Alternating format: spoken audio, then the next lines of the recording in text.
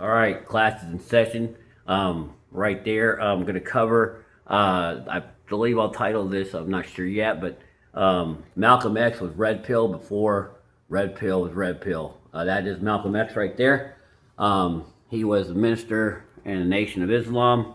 I read his autobiography by Alex Haley, and that's what we're going to be reading from today. And basically, he gives a lot of information.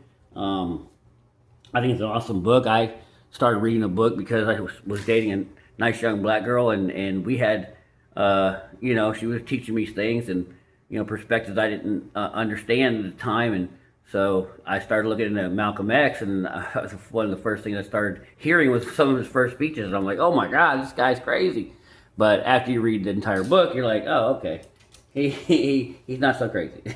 But anyway, so anyway, I want to discuss how a lot of times, we have traditional conservatives and people that hate feminism, and women. All of a sudden, we hear the term modern women. Modern women are delusional. These modern women, these 304s, these ratchets, these in the streets, these God, if we just couldn't return to the 1950s, everything would be better. These women, what happened to these women? The birth control pill, blah, yeah, they were docile, and your grandfather had such a nice time with your grandmama, and well, according to Malcolm X, he had a little different perspective on this. I'm going to go over that, and maybe things haven't ever changed. Maybe they're just the same. So, and it kind of appears that way. But we can get definite gems and nuggets out of what he's saying, because, yeah, there is some paradigms and ideas in what he observes that we just have to acknowledge. Well, we don't have to acknowledge, but I think if you're going to do best practices in life, acknowledge them. So, first thing I want to kind of bring up, from, and I'll probably do other videos on his book, but Malcolm X, like I said, he was red pill before red pill, right? I mean, he was seeing things, and all red pill is like in Rollo Tomasi's the Godfather, the Bible is, why do your eyes hurt? Because you never used them before. You're not. It's right in front of you. The answers are right in front of you, but you're just not seeing it, right? Like all of us that did Friend Zone. Like, why the hell would But it's like the information is right in front of you. Like, that ain't working, is it? So anyway, but I first kind of want to go over, and just these are just my opinions. I could be wrong, and I'm up for criticism and stuff like that. Constructive criticism, and I'm just trying to figure stuff out and help guys. And women too. But my experience in my life, 50 years, and dating women, is I probably can help guys better. But if women can get value out of this, and they can, by all means, we need better relationships. We need more sexual relationships between men and women, obviously, because we're not having kids. So anyway.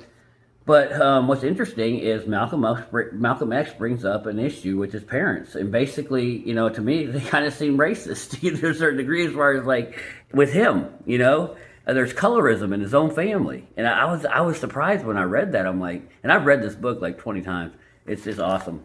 But Malcolm X said, and this is straight from the book, I summarized some of it, but these are straight Malcolm X's thoughts, because it's his autobiography. But anyway, by Alex Haley.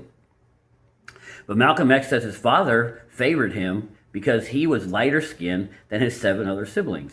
Malcolm X's mother, however, gave him more hell for being lighter skinned than his other siblings. So his mom didn't like that he was lighter skinned. His dad, I guess, is from, and this is his perspective. Maybe they had another reason for treating him differently, right? Sometimes we have bias, even why we're being treated a certain way. But that's interesting. Like, I got racism by my own parents, So I mean, is it not surprising that the people of different ethnicities and people from different skin colors could maybe see things differently or whatever? Just But the general idea is you can have stereotypes about individuals. You can have stereotypes about me, a white person, But once you meet me and I maybe prove your stereotype false, that's when you need to change your mind. That makes you a sane, sober, morally conscious person with integrity, because you're going, oh, he's a nice guy. I thought white guys were assholes. Well, some are, some aren't. Be a jerk to us white guys that are ass. The white guys or the white people in my group or whatever that are assholes, be a jerk to them. But if I don't present as an asshole, then ease up on me, right? So anyway, that just was interesting. I'm not going hard on that. Because like I said, I did 22 years in Houston Police Department, 22 years, retired, and trying to help men with relationships, and a lot of stuff we're hearing, with this, the Austin Metcalf and all that's been going on forever. I mean, it's just now. I mean, it's almost like funny. I mean, especially the Gen Zs and the millennials, and if they're acting like they've discovered gold. Like, oh, these people are doing this, and they're, blah blah blah blah. They're banding together, whatever. I mean, everything they're experiencing, every police officer's experienced, and had to be quiet about, had to be quiet about certain things, and you could, you're not supposed to judge, you're supposed to be, neutral. But again, these aren't new issues, But anyway, let's start the Malcolm X book. So Malcolm X was red pill before red pill was red pill. It's my thesis, right? So so he starts it off with the large dark man from Lansing started visiting Malcolm X. Started visiting Malcolm X's mother. He started visiting Malcolm X's mother, actually, But anyway, and started visiting, okay? So the large dark-haired, sorry guys, the large dark man from Lansing started visiting Malcolm X did not know how his mother met this man. Possibly mutual friends. He didn't remember the man's profession. In 1935 in Lansing, Negroes did not have anything you could call a profession, according to Malcolm X. Okay, so, but the man, the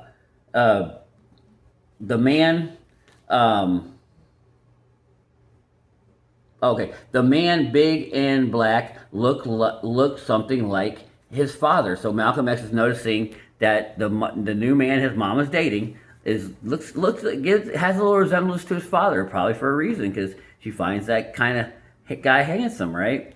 I can remember his name, but there's no need to mention it. He was a single man. Malcolm X's mother was a widow, 36 years of age. The man was independent, and his mom liked that. The red pill fact right there. Malcolm X is noticing his mom likes an independent, ambitious, those kind of traits that women like. Yep. So, and Malcolm X is young at this time, and his mom liked that fact. Malcolm X said his mother was having a hard time disciplining them. So Malcolm X is a single mom because his father was murdered, but she's having a hard time disciplining her 8 kids because women aren't as good at it, for whatever reason. A lot of it is their presence, they don't have the, and anyway, so men are usually better at, instilling discipline in children, right? And women have their own, they're nurturing, and, they're empathetic, and so women have their own, no one's better than nobody. I mean, that's ain't nobody better than nobody here, we're all just trying to get around this planet, So, as far as like, women are better than men are better than women, whites are better than blacks are better than, cut all that, right? Okay, a large black man's presence alone would help. So Malcolm X is saying his mom is now dating this large black man from Lansing, Michigan, and he notices that this large black man can instill some discipline in this house. Even Malcolm X is noticing, yeah, males would probably, this big guy probably would ship us up, get us into shape in here, right? So that's his own observation, and that's kind of a red pill manosphere type, thought, and I agree with it, right? And if she had, let's see, and if she had a man to provide, it would keep the state people away forever. So Malcolm X's mom is going through, she needs help. She lost her provider, husband, and she's having the states just, she's having all kinds of trouble with them. And that's a whole side story, but poor lady. But again, here we go, beta male provider. Do women gold dig? Hell yeah, they do. And so Malcolm X is noticing that man, if this guy moves in, he'll help my mom pay the bills. And it ends up the state, the state has to, Malcolm X, I believe, comes to war with the state, but all his siblings get split up because his mom just can't, not financially handle them, and she starts getting sick mentally. Her mental health goes down the tubes, unfortunately. Okay, we all understood without saying much about it. At least we had no objection. We took it in stride. So they're just going about their lives. Mama's dating, they're happy that, kind of, hey, mom's dating. Even with some amusement, like, ah, ha, ha, mama's dating, she in love, some amusement among them, right? And when the man came, so when the man comes over, Malcolm X's mother would be all dressed up in the best dress she had. Now that's changed a lot. Women, we need to get back to that. I like that. Best dress she had. Malcolm X's mother was still beautiful at 36. And she would act differently when the guy would come. She would laugh and giggle and be happy and smile. See, men and women are great together. That she was in a rough spot here. Her husband was murdered, and he had 8 kids, and the state's messing with her. She's trying to afford all this crap, and but when this guy comes, life changes, and that's true. Like yeah, should you have a stable life? Without but someone, a good partner, a good man or woman, whatever one you are, if you want a woman, you want a man, if we're talking about heterosexual relationships, it's like, we complement each other. We are great for each other. Okay, anyway, let's see. She would be laughing. Okay, in years. Okay, so she hadn't acted like that in years. It went on for about a year. So the relationship with this guy goes on for about a year in 1936 and 1937. Okay, but in 1936 and 1937, Malcolm X is going to notice that probably being a stepdaddy ain't something you need to be doing. And now, we were kind of bamboozled into that, I believe, my generation, because I did it myself. And you feel like you're not the step. Because I remember talking to my mom about it, and I was like, well, I'm getting older. I need, girls are going to have kids already. I got to be a stepdad, I guess, Anyway, but, and it wasn't something I wanted to do, but it is what it is. And I did it, and it sucked. Anyway, so the man from Lansing jilted Malcolm X's mother. And it is sad. I'm not making any. So he jilts her. He basically ghosts her in 1937 style. He just stopped coming around. He just stopped coming around suddenly. So yeah, he just stopped coming to see her. And Malcolm X might not be privy to everything that happened, right? Malcolm X later understood. He finally backed down from taking on the responsibilities of these 8 mouths. And we have women shaming men for not saying that, not wanting to date a single mom or having reservations about dating a single mom. And it's not, again, I'll you can, this whole, there's some red pill ragers came in and, got all angry in the red pill space and said, no, single mom. Okay, you can date women with children. I'm 50, you probably will date women with children. The idea, though, is those are your kids, not my kids. My finances don't get messed up into those. I have, again, no, I'm not mixing those aren't mine. They're not going to want to be mine, and they don't, I've experienced that. They don't want to be mine. I'm not going to be able to do what I need to do, So no. I'm here to date you. I'm here to love you. I'm here to be in a relationship with you, the woman. Your kids, how you deal with them, we'll work on, but I ain't involved. That's your business, whatever. So anyway, that's how, but you don't just, basically, you don't lose investment. You don't spend money, you don't lose time. But anyway, let's keep going.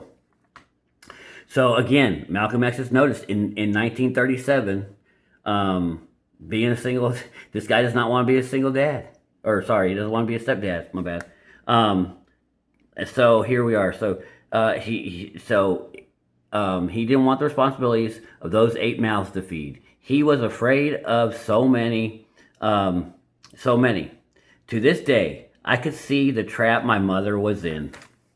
Yeah, I mean, Malcolm X, saddled with all of us, her 8 kids, and Malcolm X could also understand why he, the man from Lansing, the single guy that she was dating, would shun taking on responsibility. Yeah, I mean, it's not his. But it was a terrible shock to his mother. And yeah, it is heartbroken, right? This was the beginning of the end of reality for his mother. And she was, mental health was declining, not because of that, but this probably didn't help, right? But when I read that, I'm like, that's red pill right there. Watch out for single moms. And, it's just an obvious, red pill facts are usually like gravity. Gravity does drop you, right? Or whatever. If you date a single mom with 2 kids and, you don't watch out, you're not my daddy, and or they're wrecking your car, or you got oh, the baseball team needs to sell these chocolate bars, or you got to pay this, whatever. Now you're paying these ain't my kids, So I say now you don't get involved in that, Anyway, so now we're gonna go on to women and how we perceive them in the 1940s. This is going to be the 1940s period. World War II is going on, so 43, 44. And we always say, let's get back to the 1950s when everything was kosher, trad con, wife was in the home, my grandmama was...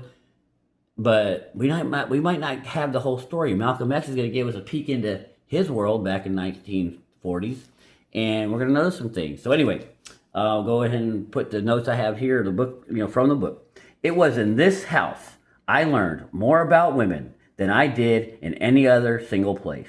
It was these working prostitutes that schooled Malcom X to things that every wife and every husband should know.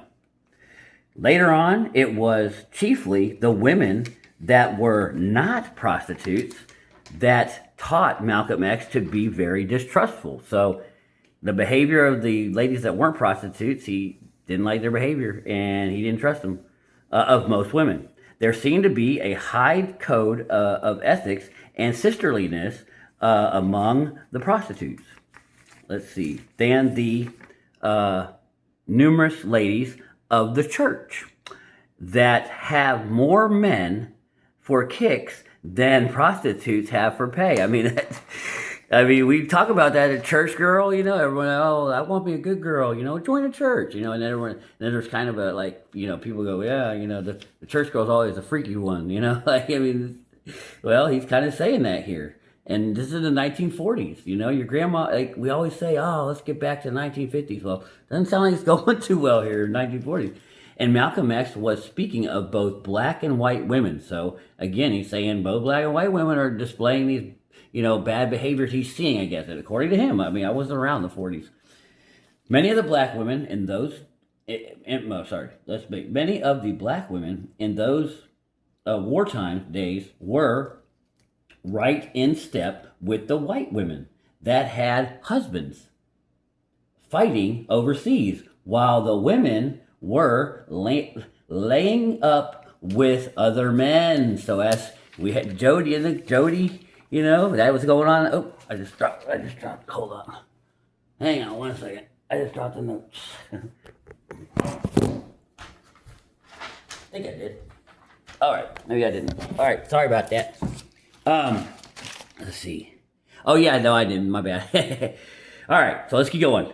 The black and white women would give their household money to secret liaisons while their men were fighting in Europe. I mean, these ladies are, they're cheating on their men. Their men are doing the noble thing, and they're banging other dudes. I mean, 304s, she's for the streets, 304s, 304s. Women are highly sexual. Men are highly sexual. Women are, but see, the myth or the perception that is wrong is that we believe that men were the perverts or whatever, or the sexual beings, and women kind of just, they were there to help us out. I screw you for you. Not, no, we're learning that, no, women are very sexual. Anyway, and that's great. That's a great thing.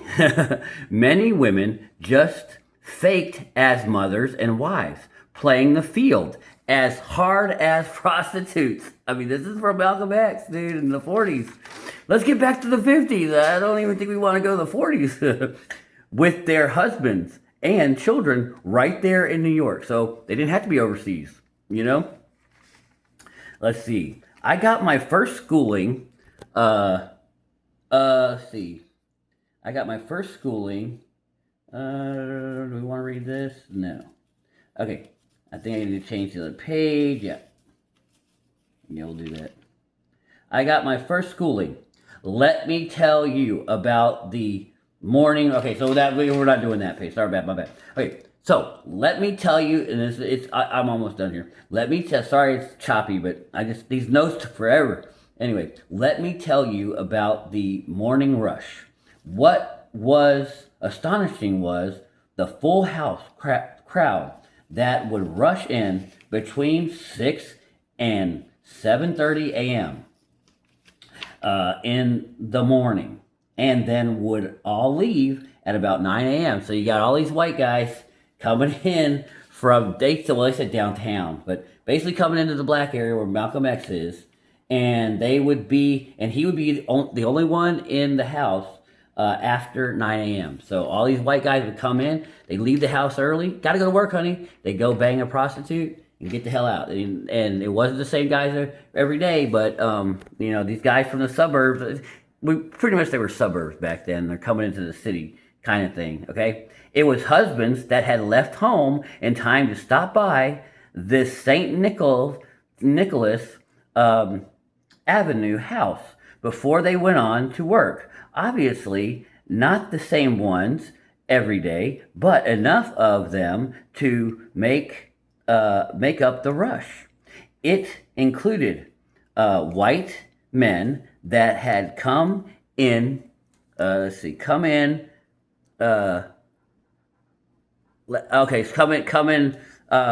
the way. So they had come in all the way from downtown.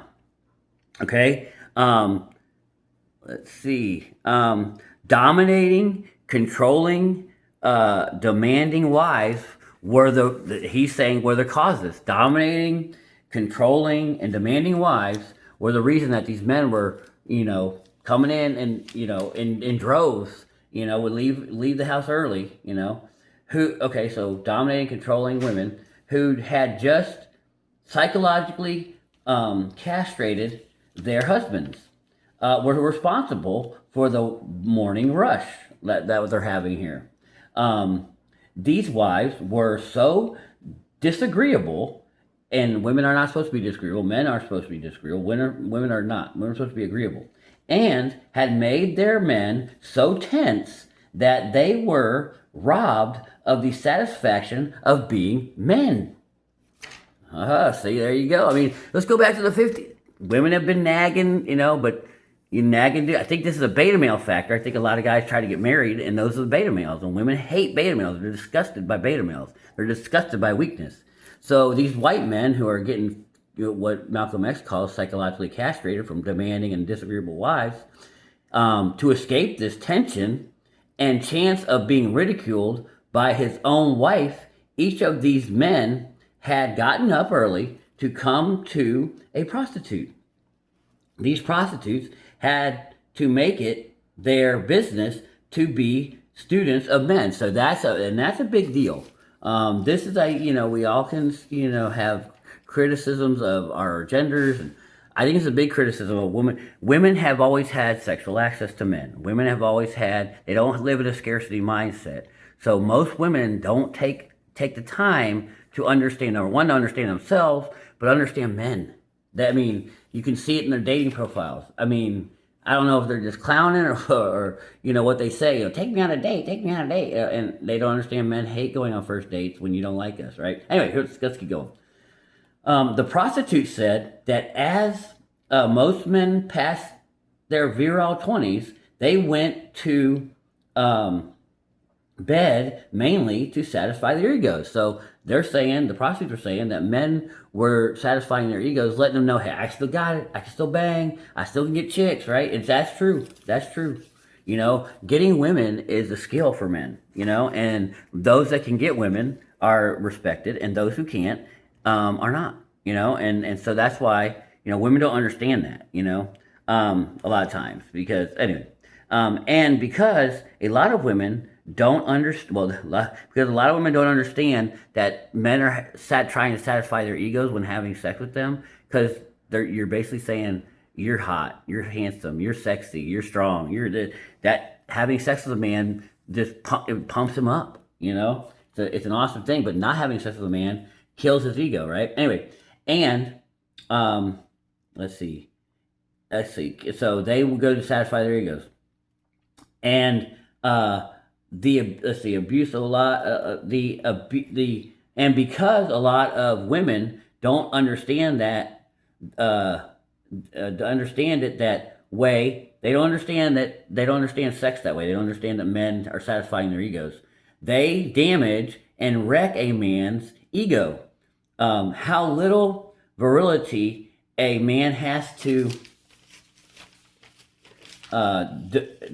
offer prostitutes, but they make him feel how little virility he has to offer prostitutes, but they make him feel for a time that he is the greatest man in the world. And that's true. I gotta say, when women are having sex with us, we feel like champions. I mean, and it has to be, anyway. But yes, men, watch a sexless man, and watch a man in a sexless marriage. And I've been there long, long, long ago, and I'll never do it again. It's a soul crusher. A woman crushes a man's soul. And if you are in a sexless marriage, get out. It's crushing your soul. Men are, just get out. This is why prostitutes have the morning rush of business. More wives could keep their husbands if they realize their greatest urge is to be men. Men, so most men, the prostitutes felt, so basically, prostitutes believe that most men are too easy to push around. That's what most prostitutes think, that most men are too easy to push around, and their wives didn't. I agree, and the wives don't like that because that shows weakness. Women hate to see weakness. Women don't want to push you around. A wife does not push you around. That's why you're the leader. Women hate a man that can be pushed around. Okay, most men, the prostitutes felt, were too easy to push around. So the prostitutes were even saying that, right? They're being little bitches, beta male bitches, right? Every day, these prostitutes heard their customers complain about how their wives are treating them. And the men, they would say, my wife, says I never, basically that, he's, the men never heard anything but griping from women who were given everything. And that happens a lot. I'm not saying all of them, but a lot of men give their wives the world, and they nag, complain, they're never happy. Anyway, but we'll keep going. We're almost done. Prostitutes said men need to know what the pimps know. And I'm not making any of this. This is straight from the book. Go get it yourself. What the pimps know. The pimps do. Okay, so a woman should occasionally be babied enough to show her a man has affection and can display affection. Beyond that, she should be treated firmly. Let's see.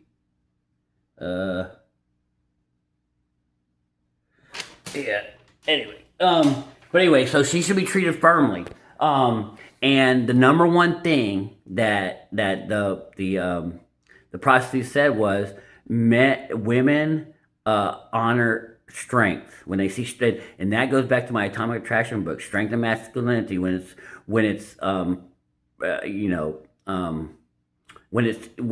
a woman sees a man display strength and masculinity, those are the men that she finds attractive. Well, she also finds strength attractive in men. So when you're dealing with her, you don't get pushed around, you lead, you dominate, you're direct, But again, that's it right there. That, that's ended the information as far as what Malcolm X is. But again, we always, let's go back to the 1950s and the birth control. This is all going on in 1944. Disagreeable wives psychologically castrating their husbands, causing men to have a morning rush into Harlem and to do prostitutes. This has been going on since the dawn of time. These women now are not 304, 304. That, I mean, this is not modern women. It's not new. Malcolm X proves that he was red pill before red pill. And then the old single father thing that I read earlier. I know it was choppy, but I got the information out there. It's, I had to write it all down, but I thought this was important to get out to people that, things ain't going to change. They're not like, not that we can't have hope that, whatever, but at the same time this is the game you're playing. Now see the game you're playing, see the chessboard, now make your moves, right? Don't be like, I keep making this move and they keep getting, whatever. It's like, yeah, that's the game. Well, I keep marrying, like, let's just say, for argument's sake, I keep marrying these girls, they keep taking half my stuff. I think we've heard that before. Like, let's quit doing that, So anyway, but and he said he learned more from the prostitutes, and the church girls were more active than the prostitutes, and while the soldiers were away, the women were giving money to these guys to have sex with these guys, and so all this, but somehow, you're ashamed if you want, I don't want to be a single dad. I don't want to be a stepdad. Oh my God. Oh, you're not the stepdad. Your dad stepped up, so this came from his book. I read this several years ago and I was like, I gotta let people know this, right? So hopefully it had the same impact on you that it did on me in the 40s. Because I was thinking to myself, I'm like, oh yeah, Red Pill came out in 1960s. I had this timeline, okay, feminism, and I'm like, and I did have this kind of romantic view of the 40s and the 50s, where Beaver Cleaver, and we screwed it all up with feminism and everything. I screwed up till now, but it was awesome then. Nope, it wasn't. Not sugar spice everything nice back then. And this is not shade on women at all. We love women. We don't want women to change as far as who they are as people. But all of us can work to become better, every men and women. So anyway, I hope you get a lesson from this. That's what I'm trying to do, is help men. And we'll see you on the next one, guys. Malcolm X with Red Pill before Red Pill is Red Pill.